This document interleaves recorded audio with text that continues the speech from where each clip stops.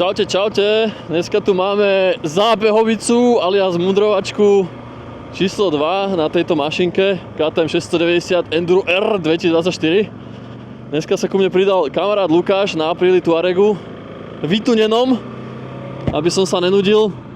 Ale nielen sme sa dohodli, že musí niečo vybaviť motozemi a pôjdeme ešte pozrieť nejaké offroadové miesta do Tomášova.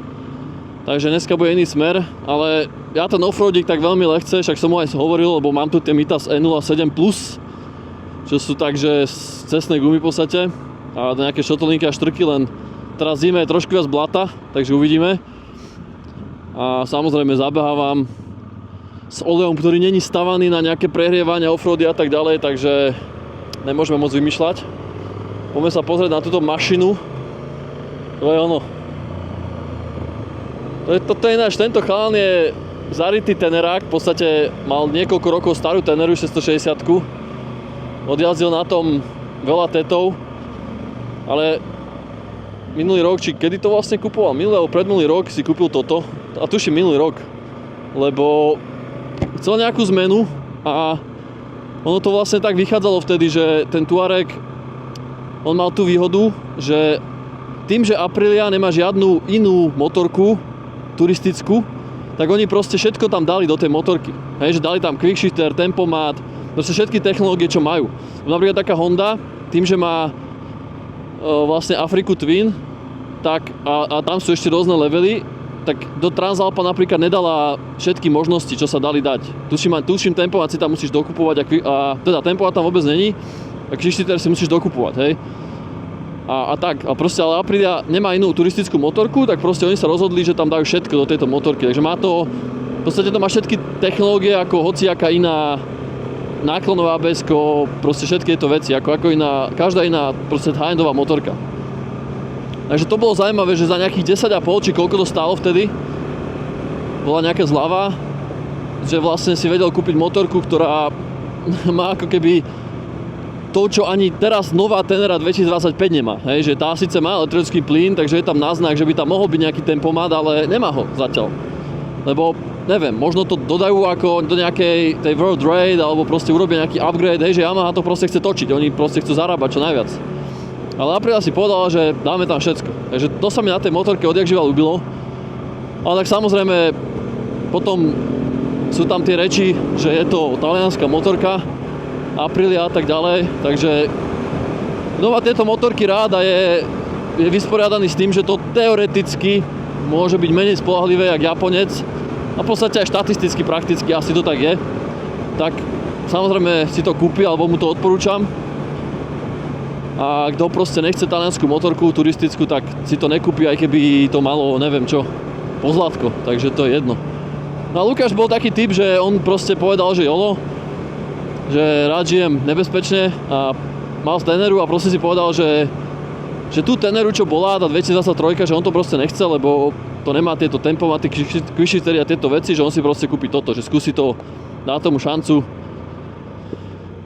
Takže ju má a spravil tam aj mapu, dal si to namapovať niekde, aj výfuk tam má zvod celý, kolesa má Origo, tlmiče si dal spraviť, takže akurát ťa ohováram, ale ne, že akurát ťa ohováram.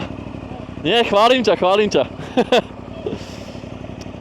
Ale však má s tým odjazdené, čo, 30 000 km možno už. Teraz s tým bol nedávno v Čiernej Hore a Bosne a na talianskom tete, takže nie je to žiadna nová motorka, už je to pekne zajazdené. Ideme? On je zrovna ten typ človeka, ktorý veľa jazdí. Ako ja som v podstate tiež veľa jazdil na Tenere, rok dozadu.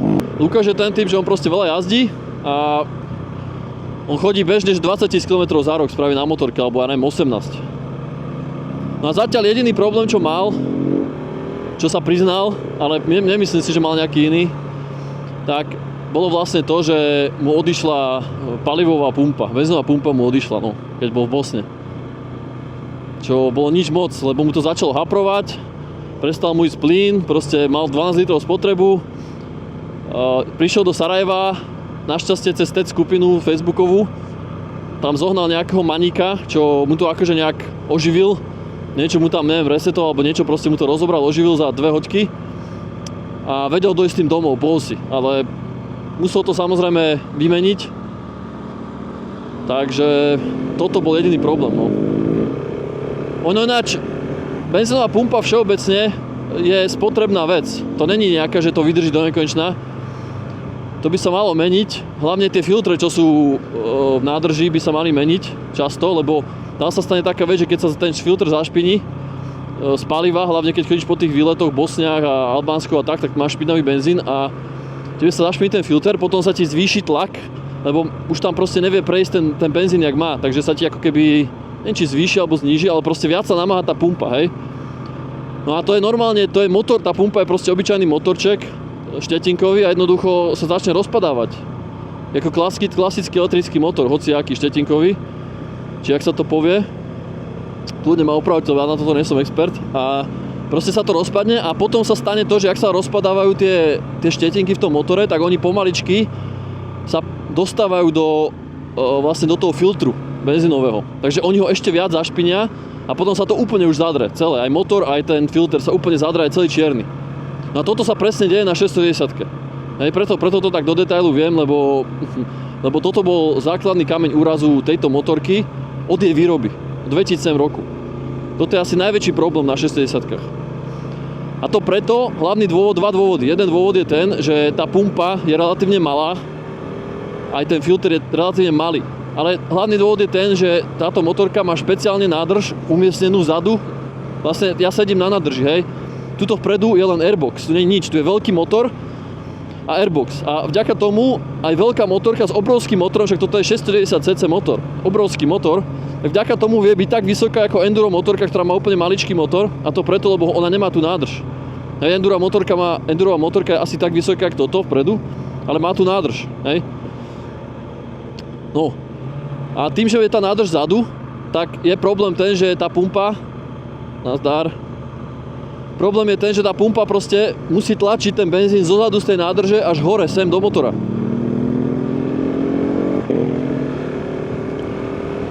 Čo je problém, lebo proste nepomáha aj gravitácia nejakým spôsobom. No, to je jedna vec, takže sa oveľa viac trápi, a po druhé je malá, lebo tá nádrž je malička. Je to v podstate odľahčená motorka. Toto je niečo medzi endurom a medzi turistickou motorkou, hej? Je to taký dual sport. Takže dve veci sú tu, čo tu vlastne robia zle tej pumpe. No a keď si pozriete návod na túto motorku, neviem, či to v návode napísané alebo nie, aby som neklamal, ale určite je tam napísané v návode, že máš meniť ten filter benzínový po, ja neviem, 10-20 tisíc km ho máš meniť, možno po 20, neviem. To tam určite je, ale čo som čítal na veľa forách a čo je taká bežná skúsenosť na tejto motorke, ak chceš mať 100% istotu, že proste ideš na nejaký trip a máš si v pohode, tak máš dve možnosti. Kúpiš si náhradnú benzínovú pumpu a buď si ju len zoberieš do tašky a potom si ju niekde budeš na výlete vymieňať, alebo keď už máš okolo tých 20 000 km, 25, alebo teda 50, hej, že potom krát 2, krát 3, to je jedno, tak by si ju mal proste preventívne vymeniť. Že jednoducho je to spotrebný materiál na tejto motorke. Hej. Tak to bohužiaľ je. No a ak to teda správne chápem, tak na tej Aprilii je tiež tá pumpa, tá nádrž je síce hore vpredu, ale ona je tak vyriešená, že polka tej nádrže je pod sedánkou. Preto je tá motorka vlastne výrazne ľahšia ako Tenera. Aj na pocit, lebo má nižšie nádrž. Není to úplne KTM až 810, ale je to niečo medzi Tenerou a medzi 810. A tá pumpa benzínová na tej motorke je pod sedadlom, ale úplne v tom najnižšom bode. Tam, jak proste Lukáš má zadok, tam niekde, tam dole je miesto batérie, tam pumpa. Hej? Takže tiež to nemá najľahšie, tá pumpa. Tiež nemá najľahší život. Ale keď som ju porovnával vizuálne, tak je výrazne väčšia ako táto tu. Takže teoreticky by mala vydržať možno aj 30-40 tisíc, lebo je to turistická motorka, toto je skôr taký dual sport, ale bohužiaľ pri 25 000 či koľko mal, mu proste odišla Bosne, no. Takže neviem, že či to bolo nevymenou filtra, alebo zlým benzínom, alebo niečím, ale proste treba si na toto dávať pozor. Na týchto motorkách, takýchto ostrejších trochu. No a na 610-ku sa dá kúpiť tá pumpa, no bohužiaľ, keď si kúpite oficiálny diel od dealera, tak musíte vymeniť akoby celý ten systém benzínový, čo stojí nejakých 400-500 eur. Preto ľudia na to väčšinou nadávajú, ale normálne z Ameriky je kopu firiem druhovýrobných, ktoré predávajú tú pumpu za $80-90 do tejto 610-ky, hej, takže to si kúpiš za $80-90 a máš a vymeníš, takže nezabije ťa to proste, stále je to bavíme sa o dualsporte, hej, takže keď máš nejakú KTM 500 alebo ešte nejaké úplné enduro, tak stále je to oveľa námahavejšie na servisy.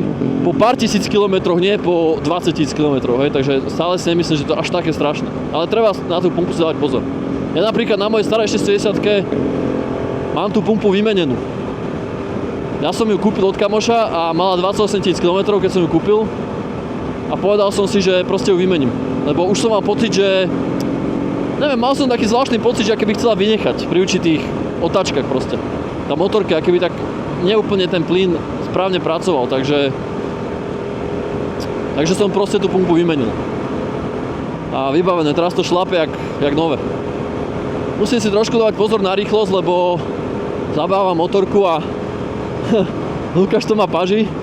Tak ja aspoň trošku sa snažím, jak písal jeden chalan, to si ešte povieme dneska, že ako vlastne správne zabehnúť motorku, tomu som sa chcel ešte vyjadriť. Za chvíľku, keď prestane mi fúkať do hlavy, aby som sa počul. Zas som si rezoroval štúpla, jak vždy, nevadí. No, takže snažím sa aspoň trošku občas pustiť plyn, nech nejdem proste konštantnou rýchlosťou, ale k tomu sa budem vyjadrovať neskôr. Takže nič, aby som zhrnul tú Apriliu, tak je to fajn stroj, hlavne keď je človek trošku nižší a dokáže na tom proste si zajazdiť aj 175 cm chalan, že bez problémov to vie zdvihnúť, dať dole nohu. Je to dobrá alternatíva voči Tenere, by som povedal. Nebal by som sa to až tak. Pokiaľ to človek bude brať ako, že trošku je to ostrejšie, jak nejaký Japonec. No vlastne, to som chcel ešte povedať, že na Tenere tá pumpa je riešená tak, tam sa vôbec nesype, tá benzínová, lebo Tenera proste urobila takú vec, že chytila veľkú nádrž, dala ju takto proste na motor, tuto proste sa s tým nesrali, majú paži celé ťažisko vysoké a všetky tieto veci, nezajíma ich to.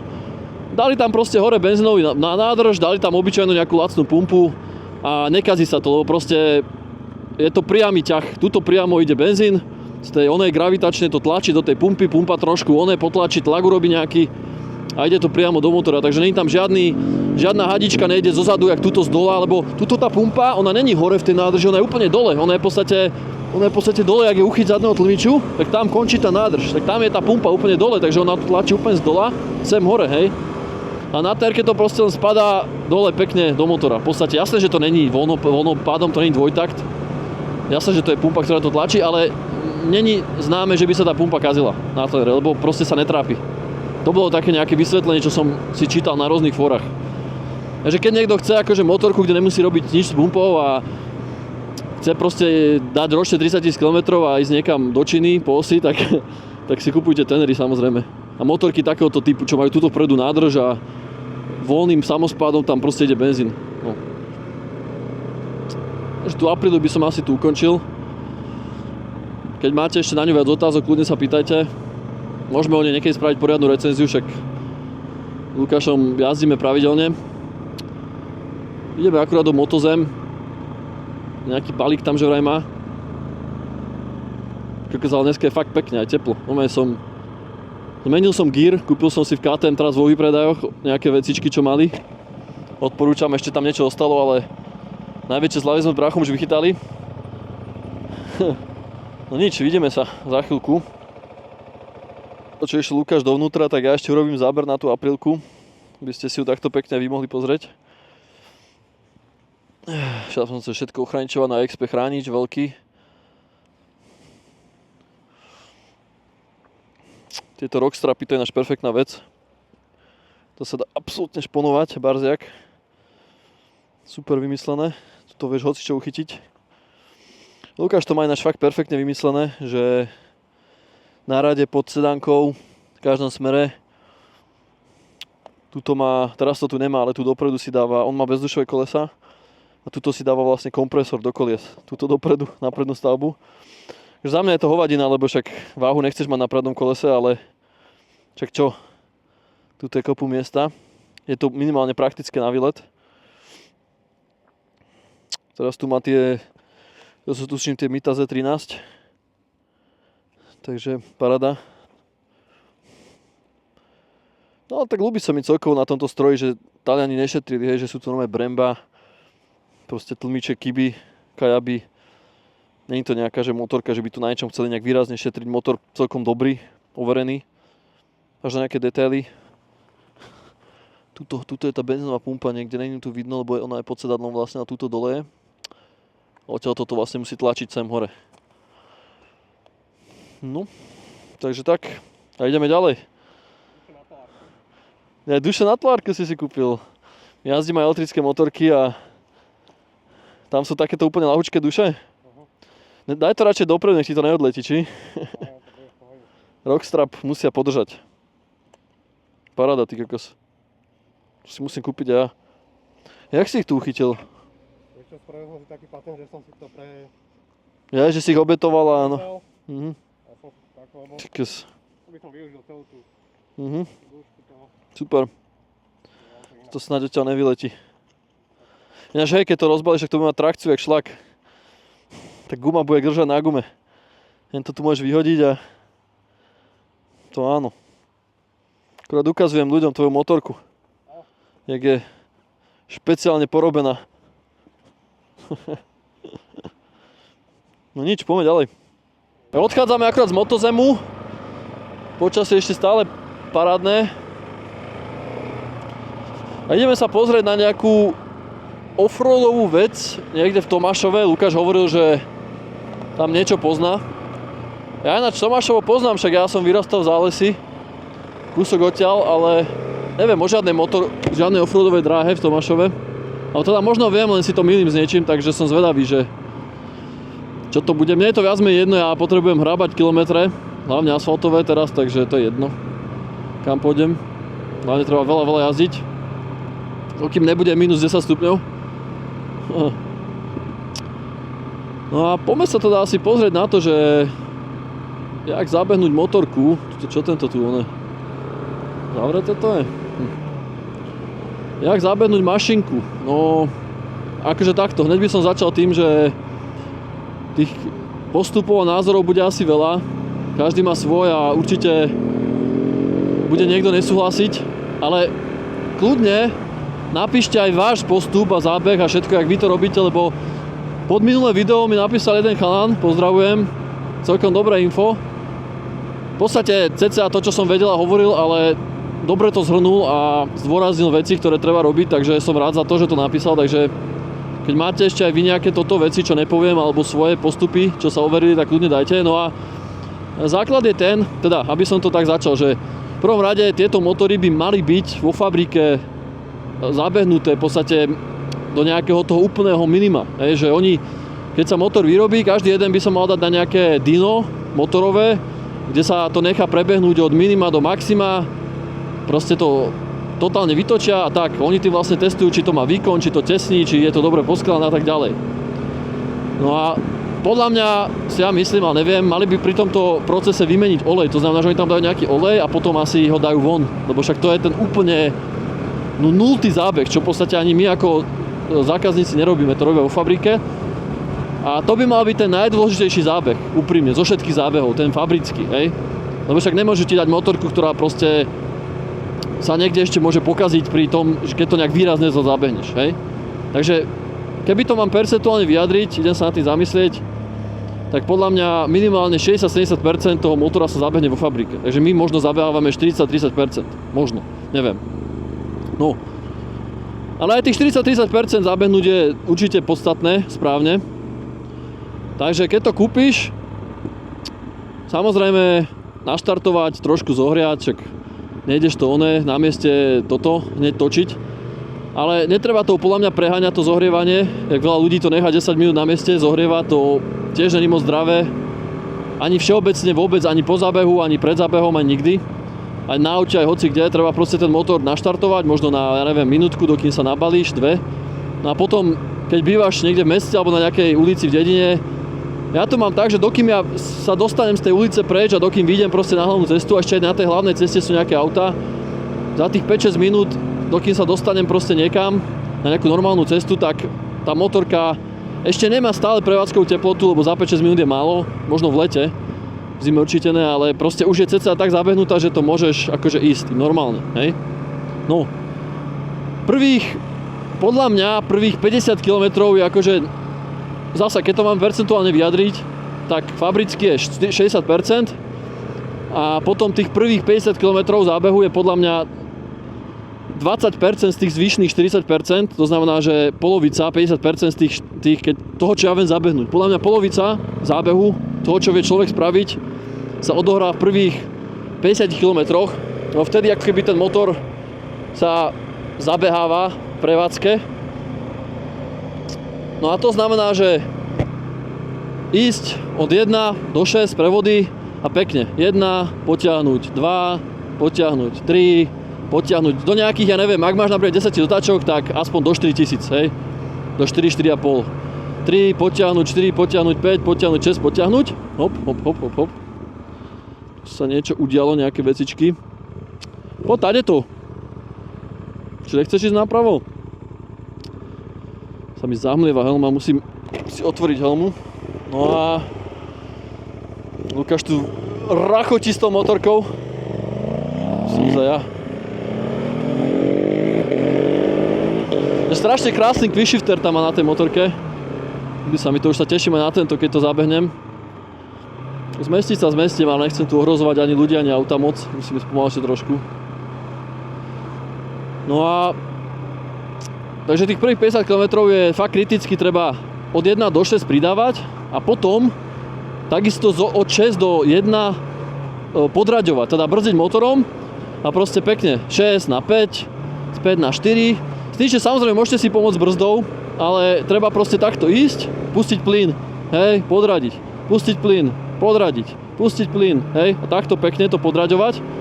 Samozrejme ne tak, aby vám zo 6 na 3 vyskočili otáčky do 10 000, to je blbosť, ale pekne pomaličky. No a toto proste opakovať tých prvých 50 km čo najviac. Samozrejme, keď idete niekde v dedine alebo v meste, tak asi sa nedá ísť úplne do 6, hej, že neviem, asi nejakých 100 niekde v dedine alebo v meste, keď zabehávam, takže to je aj taký odkaz tomu chalanovi, čo komentoval, že máš pravdu, ale proste niekedy tie podmienky nevyhovujú. Ale to ešte neznamená, že v tej dedine nevieš pustiť plyn a dobrzdovať proste motorom, keď ideš do križovatky, to vieš. Len proste to nezober na obchvat bratislavský a nechod tam 100 prvých 50 km, hej, že napríklad budeš držať 100, vieš, konštantne, lebo to by bola fatálna chyba. No fatálna nie, však stále sa bavíme o tých 40% podľa mňa, čo človek vie zabehnúť z tých 100% dokopy. Zvyšných 60 je fabrických, ale ešte by sme si mohli povedať, že čo sa vlastne stane, keď to ako keby odignorujeme ten zábeh a zabehneme to, dajme tomu tak, že pôjdem 100 po diaľnici konštantne. No, tie komponenty, hlavne piest, krúžky a tie tesnenia si podľa mňa neúplne sadnú. Oni si samozrejme sadnú vo fabrike pri tých ich zabehovaní vo fabrike, ale podľa mňa si nesadnú úplne. Že tých 40%, čo my vieme ešte spraviť, tak by sme si mali... Ťažko sa mi ináč sústrediť na rozprávanie, keď tu musím pozerať na auta a naháňať sa za Lukášom a pozerať, koľko môžem ísť. Hej, takže keď si tie veci neúplne sadnú, tak podľa mňa tá motorka trošku môže žrať olej. Viac, akože veľa aut a motoriek samozrejme je stavaných s tým, že budú žrať olej, aj dokonca v návode to je akože prípustné, to každý autičkár vie, aj motorkár. OK, taká Tenera nežere olej, alebo teda nevieš to postrihnúť pri tých intervaloch, čo tam sú, ani Super Duke GT, čo som mal 1210, nežrala olej, aj s tým, jak som ho ja zabehol, čo si myslím, že dobre. Vôbec absolútne ani kvapku oleja, čo som ja nepostrehol, nežrala. Za 10 000 km, čo bol výmenný interval môj, čo bolo fakt brutálne. Stará 910 napríklad, čo som mal, SMTčka, tá žere olej. Tá žere na 1000 km aj 3-4 deci oleja, takže to je dosť. No ale teda chceš, aby sa tých prvých 50 km fakt ten piest proste zabehol s tým valcom, s tými tesneniami, s krúžkami, so všetkým. Samozrejme prevodovka sa zabieháva tým, že radí, že všetko sa to pekne sa to o seba, tie kolečka otrú a tak ďalej. A to motorové brzdenie je základ toho zábehu, že to je proste veľmi dôležité. Keď brzdíš motorom, tá spätná kompresia je to, čo ako keby zabeháva ten motor. Že to, keď pridáš sa proste OK, a keď to zabrzdíš, tak to pekne sa to spolu ako keby si sadne. No a potom od 50 do tých 150 km až 200 je dôležité akože toto tiež robiť raz za čas, ale podľa mňa to už nie je až tak dôležité. To je ako keby tých zvyšných 50% možno z tých 20, teda z tých 40 už som sa v tom zamotal. Hej, že proste nie je to až tak dôležité. Už trošku vieš ísť akože na šeske to podržať, ja neviem, 10 sekúnd po nejakej okreske a tak. Ale čo by som robil je to, že proste by som to držal takto, ja neviem, by som napríklad pojem medzi dedinou, budem takto pridávať, že napríklad na dvojke pridám, na trojke pridám a teraz, aby som uvoľnil motor, tak to proste pustím na chvíľu, že nech sa takto pekne, takto nech si trošku sadne na pár sekúnd, potom podradím, ešte pustím a potom zás pridám, podržať na pár sekúnd, a takto by som to robil od tých 50 do tých 200 km. Pre také dobro na srdci a na duši.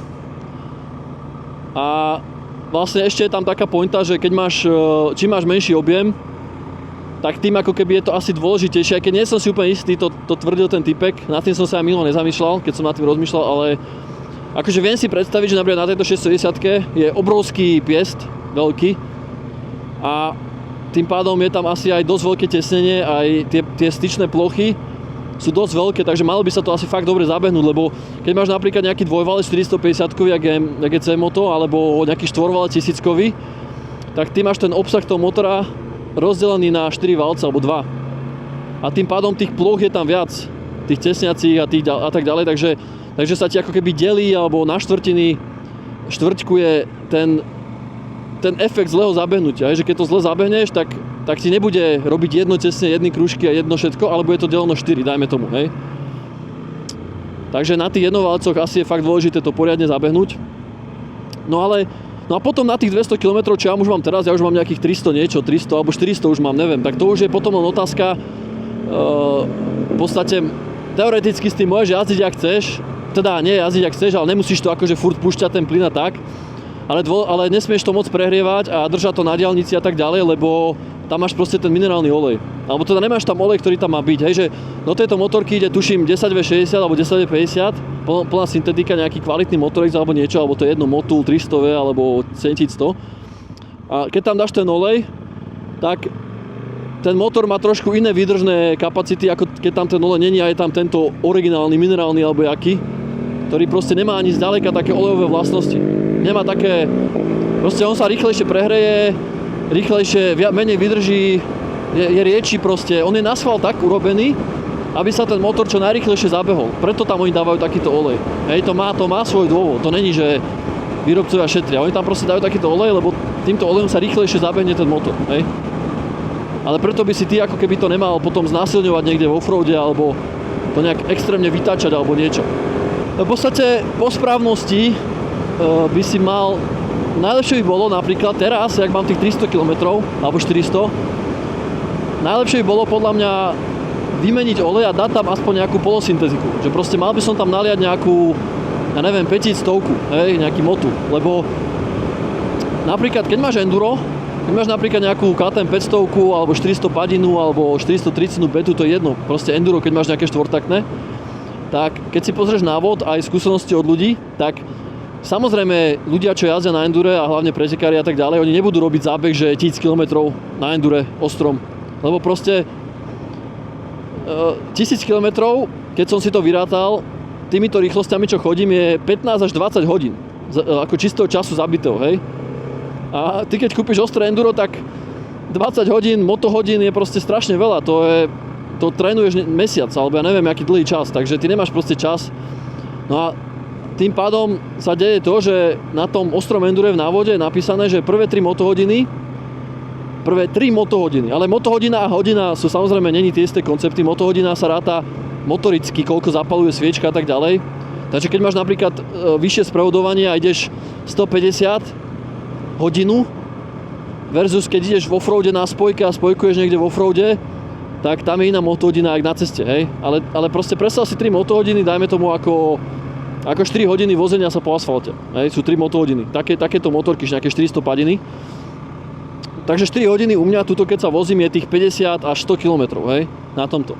Tie prvé hodiny. No a po tých 4 motohodinách, alebo 3 teda, vymeníš ten olej, to tam je normálne v návode. V bete napríklad, keď som mal betu, bolo, že vymeň po 3 motohodinách olej a daj tam normálne proste už nejaký Liquimoli alebo Motul 7100 alebo niečo a proste jazdí.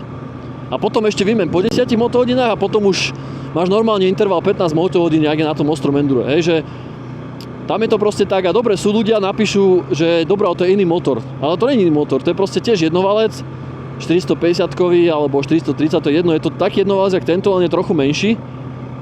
Ale stále je to jednovalec rovnaký, jak na Honde, jak na tomto. Môže byť ostrejší, samozrejme máš tam väčší výkon na... Dobre, nemáš, na 610 máš najväčší výkon, ale keď máš napríklad nejakú 450 motocrossovú, tak tam je tiež brutálny výkon. Oveľa väčší, jak na nejakej Honde 300, ktorá je v podstate turistický motor, ktorý nemá také komponenty, není tak mapovaný, není tak naladený, aby bol tak výkonný. Tak to je niečo iné, hej. Ale tým som chcel povedať to, že na tej 610 je ten zábeh dosť taký divný, lebo ty máš v podstate pod sebou motor, ktorý je odvodený z pretekárskeho motoru. V podstate je to normálne jeden veľký jednovalec, ktorý to není žiadny turistický motor, v podstate svojím spôsobom. Akože dá sa na tom turistikovať vďaka tomu, že to má vysoké sprevodovanie a netočíš to nejak extra, ale nie je to turistický motor, jak nejaký Honda 300 alebo Tenerácky alebo nejaký, hej. No a tým pádom tento motor by sa mal v podstate zabiehať veľmi podobným štýlom. To znamená, že mal by som dať 200 km alebo 150 km alebo 100 na tomto originálnom oleji a potom by som tam mal hodiť normálny olej, najazdiť nejakých, ja neviem, 600-700 km, ale už normálne vo offroade, už hoci kde.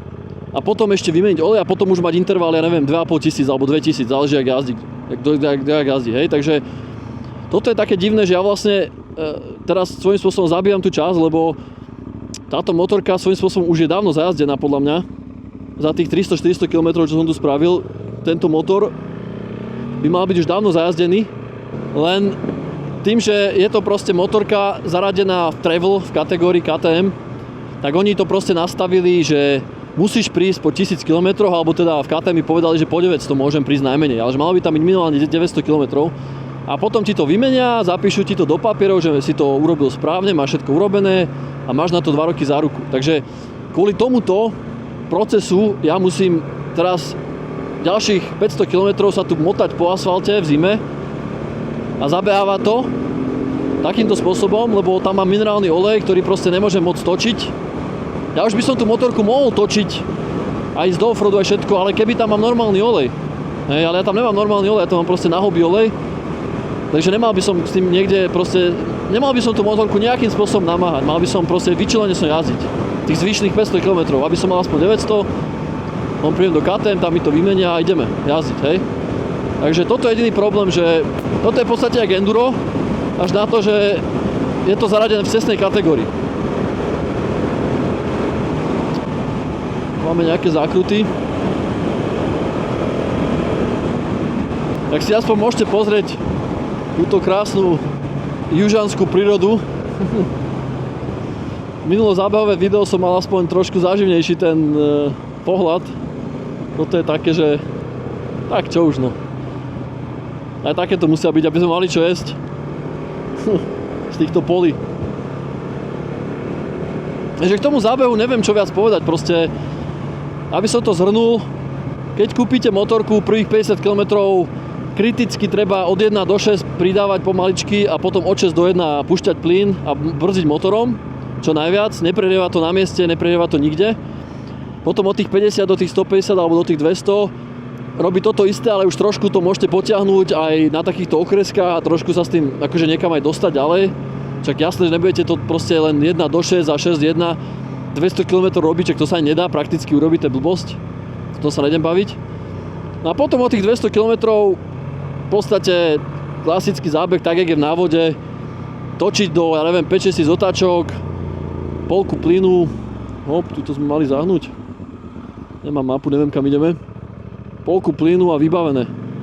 A hlavne keď máš takúto offroadovú motorku, tak nepoužívať ju v offroade, proste do tých 900 km, dokým sa nevymení olej. Teraz ja nehovorím o tom, že ty môžeš ísť cez offroad, keď cez ňo len prejdeš, keď prejdeš cez nejakú šotolinku, tak jasné, že môžeš ísť cez offroad. Ale ja sa bavím o používaní v offroade, že ako na endure, že napríklad sa motáš v jame nejakej štrkovej, ideš tam nejaké výjazdy, točíš to tam proste vo výjazde. O takýchto veciach sa bavíme, nie o tom, že idem teraz po betónke a za chvíľu pôjdeme cez šotolinu alebo cez nejakú hlinu 40-kou, tak to je normálne, to môžeš robiť kedy chceš, lebo to za mňa není offroad. Akože áno, nejdeš po spevnenej ceste, ale preto sa aj niekto smial, čo som povedal v tom minulom videu, že Mita Z7 Plus je akože 90% cesta a 10% offroad, lebo treba si definovať, čo je to offroad. Že akože jasné, keď niekto začína jazdiť, tak pre ňoho je offroad aj to, že prejde cez nejaké pole. Že akože ideš cez suché pole alebo cez nejakú šotolinku, to je pre offroad, ale keď začneš trošku viac jazdiť, to není urážka, to je proste o tom, že keď začneš trochu viac jazdiť, máš pár rokov najazdených, aj tetov, aj proste jazd po okolí, tak ti to ti nepríde offroad. Hej. Offroad ti príde, keď ideš cez nejaké ťažké blato, alebo sa niekde proste motáš v nejakých ťažkých štrkových jamách, alebo niekde na tete ideš po nejakých skalách a musíš tam balansovať, alebo takéto veci musíš robiť. To ti príde, že to je offroad, hej. A samozrejme, keď si nejaký normálny jazdec, akože pretekár alebo amatér pretekár, tak endurový, teraz myslím, nie motocrossový, tak potom offroad máš tedy, keď používaš trialové skily na to, aby si prešiel nejaké veľké prekážky, pníky a proste vyskočil na nejakú vec alebo tak, takže to je zase úplne čo iné. Ale my sa bavíme o tom adventure, takom stredne levelovom až skúsenejšom levelovom offroade. Ale to, že ja si tu prejdem teraz nejakú blbosť, to čo ideme teraz, tak to není nejaký že offroad, hej. To môžem ísť aj keď som v zábehu. No tu proste len pôjdeme rovno. No hento by už bolo zaujímavé, není to tam asi vidno na videu, ale tu sú také veľké panely. To už by bolo zaujímavé, tam povyskakovať na to. To teraz nejdem robiť. Takže len vysoko je to sprevodované, no. To je to, čo sme... Opa. Ja teraz mám zapnutú aj trakčnú, aj všetko, musím si tu aspoň toto dať, tento druhý režim. Ja len musím pustiť plyn vlastne. Čiže ide to? No, išlo to, dobre. Toto si musím vypnúť, lebo bez toho...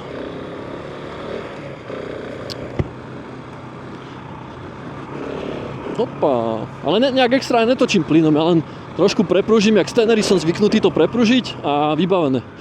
Tým, že je to ľahká motorka, tak to prepružím a aj bez plynu ma to vystrelí. Len v tejto jame ja neviem, koľko sa ja budem môcť motať, lebo hlavne kvôli Lukášovi idem, ale nemal by som to tu nejak siliť, lebo som v zábehu.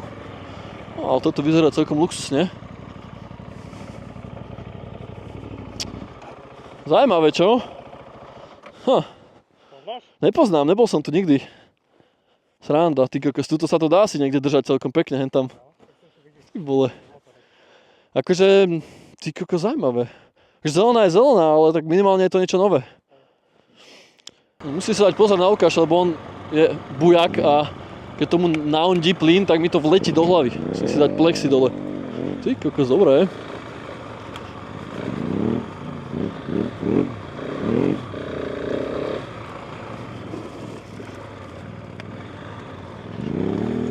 Trošku si dáme odstup. No toto presne takto, že nechcem tu moc točiť plynom, jak to teraz začínam robiť. Takže asi si za chvíľu dám facku, ale však hovorím, že už 400 km tu asi je len.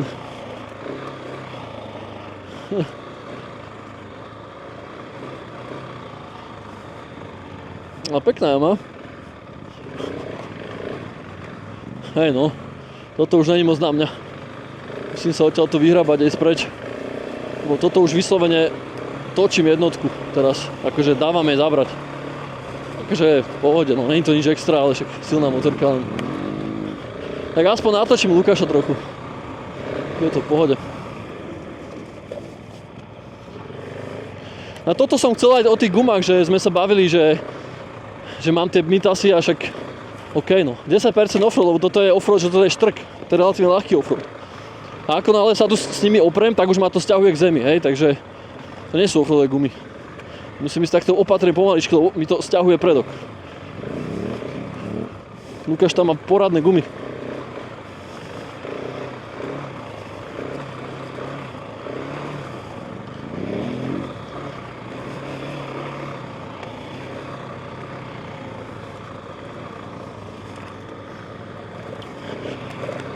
No. Idem asi zastať a trošku sa vyzliecť a pozrieť sa. Expert drifter. Drifteži.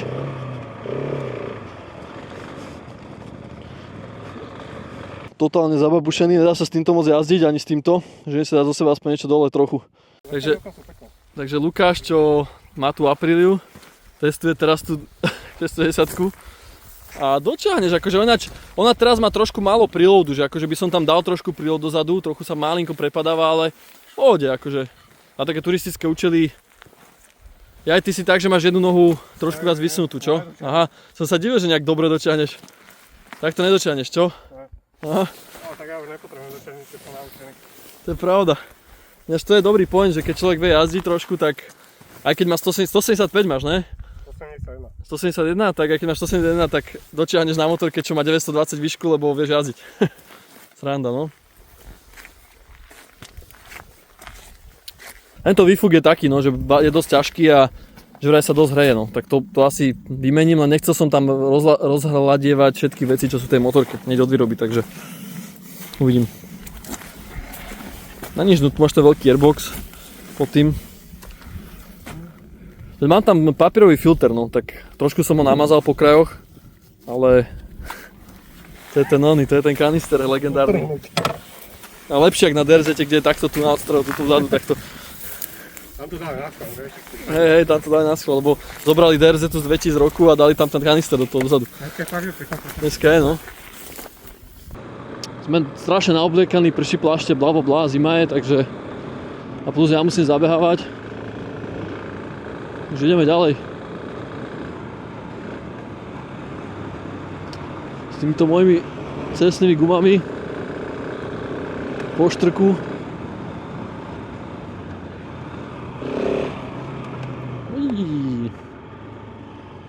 Bezpečné. O situácii KTM, čo je teraz také populárne video, teda populárne sa o tom baviť všade, každá stránka, všetci youtuberi, už mi to trošku leze krkom na nervy. Akože jasné, však treba vedieť o novinkách v motocyklovom svete a hlavne keď mám doma nejakú motorku, tak chcem vedieť, že čo bude o pár rokov, či sa môžem spoľahnúť na nejakých dealerov, či tam budú náhradné diely a tak ďalej. Takže treba to sledovať, ale to jak to teraz tí youtuberi a novinky a proste ja mám taký pocit, že to sa tak hovorí v určitých sférach biznisu, že keď to krváca, hej, keď je tam krv, tak to predáva, alebo neviem, jak to povedať, že teraz proste KTM krváca, tak všetci žraloci a všetky firmy konkurenčné a novinári a hejteri, všetci sa zbiehajú dokopy a snažia sa jednak samozrejme na to upozorňovať a po druhé trošku podľa mňa aj zveličovať niektoré veci. Aj si fabrikovať nejaké názory. Teraz nedávno som čítal nejaký článok, okrem tých všetkých článkov, čo sú, ale dobre, potom sa k tomu ešte vyjadrím. Poďme začať postupne, aby aj tí, čo nevedia, aby vedeli. Takže ako viete, tak KTM je jeden z najväčších výrobcov motocyklov v Európe. A má fajn motorky, ale počas covidu 2021-2022 sa akože brutálne predávali motorky všeobecne, že ľudia, hlavne adventure motorky. A tým, že KTM je v podstate taká off-road adventure značka, tak mala fakt, že brutálne zisky a proste darilo sa jej. 2 roky dozadu mala veľa predajov, tak teda robili také kroky, ktoré sú diskutabilné spätne, keď sa na to pozrieme, ale proste kúpili Husqvarnu, takto báme sa o Pierer Mobility. Pierer Mobility je nejaké zoskupenie značiek pod jednou firmou, ktorá je Pierer Mobility, to je nejaká rakúska firma, vlastní ju, väčšinový vlastník je ten Pierer, to je nejaký najbohatší Rakúšan, taký starší pán, ktorý kúpil vlastne KTM ešte tuším v 90. rokoch a odtedy ako keby podniká s tou firmou plus skupuje iné a iné firmy do tej celej zoskupenia motoriek. Takže najskôr to bola KTM, potom založil Pierer Mobility, ktorá vlastní KTM AG a do toho kúpil Husqvarnu. Ja neviem, kedy to bolo, neviem, 2015-16 kúpil Husqvarnu. To bola ešte taká celkom rozumná kúpa, lebo však Husqvarna mala kúpu takých dobrých vecí, ktoré doniesla do KTM, plus tá značka samotná má veľmi dobrú históriu a je super. No a potom ten Pierer Mobility, čo vlastní ten Pierer, ten typek Rakúšan, tak kúpil Gas počas covidu, čo bola taká podľa mňa pofiderná investícia, keď sa na to človek pozrie spätne. Akože, dobre, keby každý je generál po vojne, hej, že ťažko sa o niečom hodnotí, keď človek nevie, čo sa stane do budúcna. Hej, to je tak ľahko povedať aj na burze, aj v investovaní, aj v biznise, aj každý podnikateľ dá za pravdu, že ľahko sa hovorí, keď už sa niečo stane, že jasné, mal si spraviť to a hento a čo si tak sprostý a to bolo jasné, že to mal spraviť, ale nie je to také jasné, keď sa pozeráš do budúcna, lebo napríklad čo teraz vieš spraviť, čo ti za pár rokov zarobí peniaze. Čo teraz vieš spraviť? Kúpiť bitcoin alebo čo? Hej, že čo keď to pôjde dole? Vieš, jak to môžeš vedieť? Ale za 2 roky možno, keď to pôjde hore, potom povie, že no, tak mal som to kúpiť. Hej, takže predpovedať budúcnosť sa moc nedá. No ale to som chcel, že počas covidu sa darilo celkovému trhu aj KTM, tak kúpili gas, lebo chceli mať dominantnú pozíciu medzi všetkými motorkami. No a aby nebolo málo, tak okrem toho ešte tento rok začiatkom kúpili MV Augustu, alebo teda v podstate Pierer Mobility sa stal majoritným vlastníkom MV Augusty, čo je taká skrachovaná talianská značka. Hej. Tuším, kúpil 51% vlastníctvo, to musíš kúpiť, aby sa stal majoritným vlastníkom, aby si mohol rozhodovať tej firme. No. A to ich stalo dosť veľa peňazí. A okrem toho, že toto narobili takéto rozhodnutia, tak okrem toho KTM strašne, alebo teda Pierer Mobility strašne investoval do elektrobajkov posledné 3 roky, lebo počas covidu všetci ľudia chodili bicyklovať v Rakúsku a na Slovensku a všetci kúpali e-bajky. Však poznáme tie story aj zo Slovenska, čo sú tu všelijaké e-shopy, teda obchody s e-bajkami a majú problémy finančné teraz, lebo prestali sa proste kúpať e-bajky, lebo je to luxus, nie je to nutnosť. No a že vraj KTM má stovky tisíc alebo 100 000 naskladených e-bajkov proste. A ten e-bike tiež nie je najlacnejší na výrobu, to stojí pár tisíc eur, takže tam sa tiež extrémne zapálili v tých e-bajkoch, lebo to už fakt proste nikto nekupuje. To není jak KTM motorky, to je proste... To sa vôbec nekupuje teraz. Oni majú značku, že KTM, aj Husqvarna, aj Feld, to sú všetko elektrické bicykle Pierer Mobility, hej? A majú v tom naliatých strašne na peniazy, takže to ich zapálilo brutálne. No a do toho všetkého, samozrejme sa po covide pokazil trh, teda teraz, tento rok, ľudia prestali kupovať drahé veci, motorky, šetrí sa, však každý to asi cíti, že tá doba už nie je, jak bola. No a KTM je v podstate vždy bola taká ako keby extravagantná značka, že síce mala nejaké svoje muchy, ale ľudia to kupovali, lebo keď si chceli dopriať, tak proste povedali, že OK, má to muchy, ale chcem mať top stroj alebo jeden stop, tak kúpim, hej. No a teraz proste už je iný trh a ľudia už nie sú úplne tak naladení, že minimálne takto vnímam, že už sa trošku zmenilo to finančné zmýšľanie, keď je proste trošku problém na trhu aj s prácou aj tak. No a do toho všetkého KTM tým, jak expandovala počas covidu a jak sa im darilo, tak z nejakého dôvodu proste ignorovali sťažnosti na spoľahlivosť určitých modelov, hlavne 790 do 890. To boli fakt také nosné modely tejto značky, lebo však najviac ľudí aj tak kupuje turistické motorky momentálne, to je najviac rastúci segment v motorkovom biznise. Superbajky išli do úzadia a tak ďalej, ale turistické motorky sú stále rastú. No a to bol proste segment, že KTM urobila top motorku, 890 a 790 s dobrým podvozkom, so všetkým. Mala dole nádrže, proste kopu dobrých tam urobili rozhodnutí, ale z nejakého dôvodu ten motor, neviem. Ja o tom nechcem moc rozprávať, lebo ja o tom nič neviem v podstate. Nič viac ako niekto, kto si číta nejaké články a fóra. Nemal som tú motorku nikdy, takže nevrtal som sa v tom. Nemal som ten motor rozobratý, nepozerali sme sa na to s Mírom ani s bratom. Neviem o tom nič. O tejto 610, alebo teda o 610 viem oveľa viac ako o nejaké 890, takže nejdem sa k tomu vyjadrovať, len proste nejaká časť percentuálna tých motoriek má proste problémy s váčkami a s inými vecami. A KTM sa nejakým spôsobom rozhodla to ignorovať a tváriť sa, že hrať toho mŕtvého chrobáka, či ak sa hovorí, že proste nič, nie je žiadny problém. Tak ja potom neviem, že či tí ľudia si vymýšľajú na tých fórach a je to nejaká platená kampaň, nejaké Yamahy a Hondy alebo čo, alebo proste... Ale minimálne poznám ja osobne pár ľudí, čo problém majú, takže nemyslím si. No a z tohto dôvodu vlastne sa tej značke všeobecne prestalo toľko veriť, ako kedysi. A plus je kopu reklamácií, sťažností a tak ďalej, takže aj to im vlastne zvyšuje tie nároky, teda náklady na správu. No a keď sa na to tak pozrieme, že toto všetko, keď sa naráta dokopy, tieto všetky okolnosti, čakaj, ideme tam, hej? Tieto všetky okolnosti, keď sa narátajú, minimálne 4-5, čo som ich vymenoval, tak máme trošku problém, hej? No a ten problém sa momentálne materializuje tak, že teraz tie predaje sú úplne že mizerné. lebo však prichádza zima plus, jak som hovoril, celý ten trh aj všetko a KTM jednoducho nemá dostatok peňazí na to, aby mohla prevádzkovať fabriku a výrobu a proste platiť dealerov a všetko.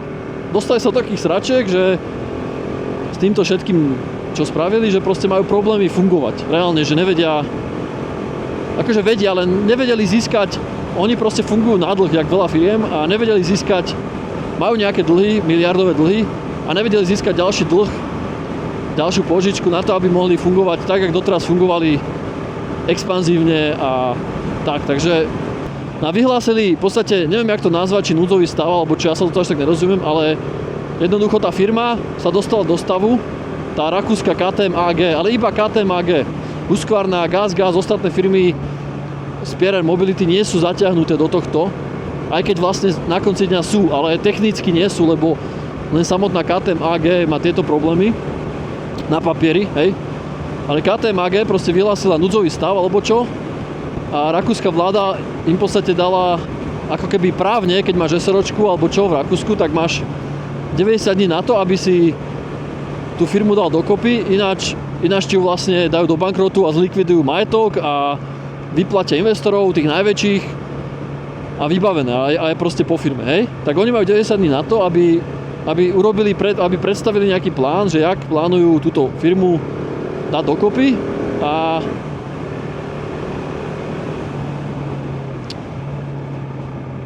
na základe tohto plánu potom sa bude ďalej podnikať. No.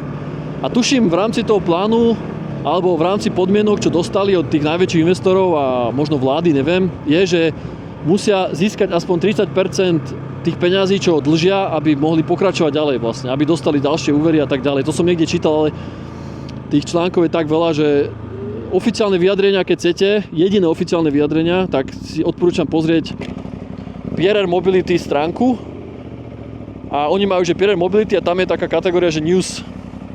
A v tej kategórii dávajú vyjadrenia.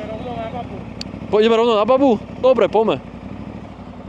Takže Pierer Mobility stránka, tam je taká kategória, že News a tam dávajú pekne tie novinky, konkrétne presne, že čo sa deje, čo robia a tak ďalej. Že to je jediná stránka, ktorá má up to date a presné informácie. Všetko ostatné sú len nejaké odvodené z toho, nejaké rumory, nejaké dohady, nejaké food proste. Tak, keď napríklad niekto robí niečo s Bitcoinom a teraz je 1000 správ, jak to pôjde hore, jak to pôjde dole, tak to môžu byť aj teoreticky správy o tej KTM, že všetko často môže byť nejaká domyslená, vymyslená, ale proste oficiálne na ich stránke sú informácie oficiálne. Prečo vlastne ja až tak extrémne sa tohto nebojím? No takto, ešte aby som povedal predtým, že oni vlastne niekde povedali, tuším na tej stránke to majú napísané, že majú niekoľko, možno 100 000 alebo niekoľko motoriek rôznych modelov majú navyrábaných na sklade a potrebujú ich predať. V podstate, keby predajú všetky tieto motorky, tak by si vedeli splatiť veľkú časť toho dlhu. Hej? Takže, jak som to správne pochopil, čo oni chcú spraviť je to, že pauzujú výrobu v Rakúsku úplne a idú predávať minimálne rok alebo 2 modely, ktoré boli vyrobené doteraz. Takže teoreticky, keď si kúpiš budúci rok KTM 810, tak teoreticky to bude, no neviem, či teoreticky alebo prakticky, alebo je to možno napríklad vyrobené tento rok. 2024, hej, nepredaná. Niekde z fabriky. Ale nie akože nepredaná od dealera, ale nepredaná z fabriky, takže samozrejme v podstate jak nová, hej. Takže ak tomu správne chápem, tak minimálne budúci celý rok 2025 budú predávať tieto nepredané motorky a snažiť sa čo najviac dlhu splatiť, aby mohli potom fungovať ďalej. Dealerstva a všetky tieto náhradné diely a toto všetko bude, lebo tie veci sú navyrábané. Oni nemali problém s výrobou, oni vyrábali kvantá tých vecí, hej. Oni mali proste výroba išla na plné obrátky, len proste to nevedeli predať. A preto majú problémy, lebo majú nepredané veci a nemajú proste peniaze na prevádzku tej fabriky. Nejakú pokračovanú prevádzku, hej. Takže oni vlastne, ak to správne chápem, budú platiť výplaty zamestnancom, teda určite nejaký výhodia, bohužiaľ, ale budú aj platiť nejaké výplaty.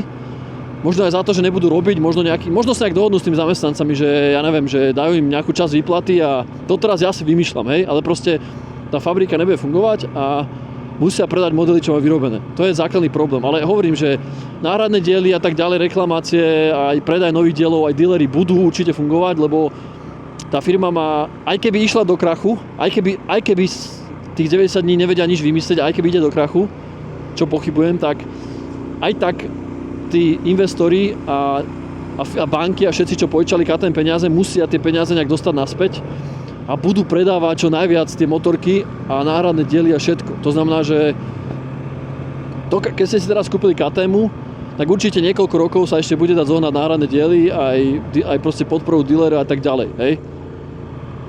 Čo bude o 10 rokov, neviem, nemám vešteckú gulu. Keď sa tá firma povzliecha, spamätá, rozpredá motorky tieto a teraz zobrali nového vlastne šéfa tej samotnej KTM AG, tak možno sa tam pomenia veci, tak je dosť možné, že tá firma proste za 3-4 roky sa spamätá, bude zás brutálna, najlepšia na svete a teda podľa ich slov, bude vyhrávať Dakar, bude vyhrávať hard enduro, bude vyhrávať motocross, blablabla, možno aj MotoGP, hej, ale zatiaľ ide do proste šetrného režimu. No a minimálne čo vieme, je to, že napríklad MotoGP, čo majú rozbehnuté, tak čo sú správy, takže neplánujú nejako orezávať ten program. Že proste na MotoGP majú peniaze, takže budúci rok MotoGP ide v plnom prúde. Tak jak tento rok, ja moc MotoGP nesledujem, ale čo som videl, takže akože tam neplánujú nejako redukovať nejaké veci. Ale tuším, z Dakaru sa sťahujú, ale to je tiež len nejaká taká podpultová informácia, ale niekto hovoril, niekde som počul, že nebudú na Dakare tento rok, ale neviem, či to je pravda. Hej, to neviem, či je pravda. Ale určite rátam, že budú niekde šetriť, ale tie hlavné aktivity si určite nehajú. No ale aj z toho dôvodu proste nie som nejaký teraz vyhúckaný, že by som sa bál, že kúpil som si teraz 610 a niekto tam písal na komentár, že ty nesleduješ čo sa deje, že sledujem, čo sa deje, ale to není, že tá firma bola jedna z najväčších firiem motoriek v Európe a odrazu z dňa na deň nemá náhradné diely a nemá motorky a nevie reklamovať a proste a fabrika zhorí a hej, že to takto nefunguje. Tá firma tak, jak bola, je postavená, fabrika je postavená, všetko tam je, navyrábané linky tam sú, všetko tam je, len proste má veľké dlhy a nemá dostatok peňazí na momentálnu výrobu ďalších strojov. Hej, takže obmedzujú tú prevádzku a idú predávať, čo majú. Tak to chápem ja.